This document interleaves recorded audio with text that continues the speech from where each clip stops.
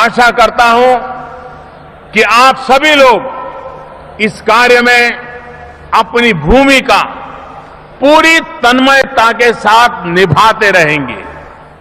पिछले महीने national agriculture conference में मैंने ऑर्गेनिक प्रोडक्ट की मार्केटिंग के लिए ई मार्केटिंग पोर्टल का विचार रखा था। इतने कम समय में आज उसका शुभारंभ होते देख मेरे लिए बहुत ही सुखद अनुभव हो रहा है और इसलिए मैं विभाग को बहुत बहुत बधाई देता हूं।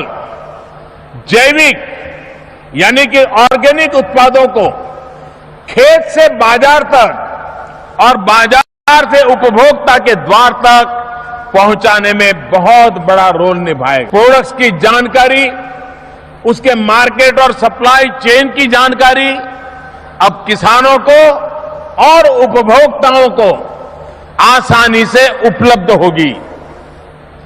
मेरे किसान भाइयों बहनों, ऑर्गेनिक प्रोडक्ट्स पर मेरा जोर इसलिए है क्योंकि ये जितने पुरातन है उतने ही आधुनिक भी है।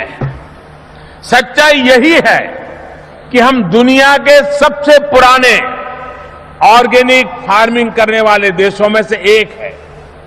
आज देश में 22 लाख हेक्टेयर से ज्यादा जमीन पर ऑर्गेनिक फार्मिंग होती है। लेकिन दूसरी सच्चाई यह भी है कि ऑर्गेनिक फार्मिंग के बाद जो अगला स्टेप है वैल्यू एडिशन का, मार्केटिंग का, उसमें हम आज भी पीछे रह गए हैं। इस कमी को दूर करने में ई मार्केटिंग पोर्टल से काफी मदद मिलेगी। साथियों, सरकार परंपरागत कृषि विकास योजना के अंतर्गत ऑर्गेनिक फार्मिंग को पूरे देश में प्रोत्साहित करने में जुटी है। विशेष रूप से उत्तर पूर्व को ऑर्गेनिक खेती के हब के तौर पर विकसित किया जा रहा है। साथियों, एग्रीकल्चर में भविष्य इसी तरह के नए सेक्टर्स की उन्नति किसानों की उन्नति में सहायक होगी। ग्रीन और व्हाइट रिवॉल्यूशन के साथ ही जितना ज्यादा हम organic revolution, water revolution, blue revolution, sweet revolution पर बल देंगे उतना ही किसानों की आय बढ़ेगी। इस उन्नति में बहुत बड़ी भूमिका निभाएंगे देश भर में फैले हमारे कृषि विज्ञान केंद्र। आज यहां 25 नए कृषि विज्ञान केंद्रों का शुभारंभ किया गया है और इन्हें मिलाकर हमारे देश में इनकी संख्या लगभग 700 हो गई है।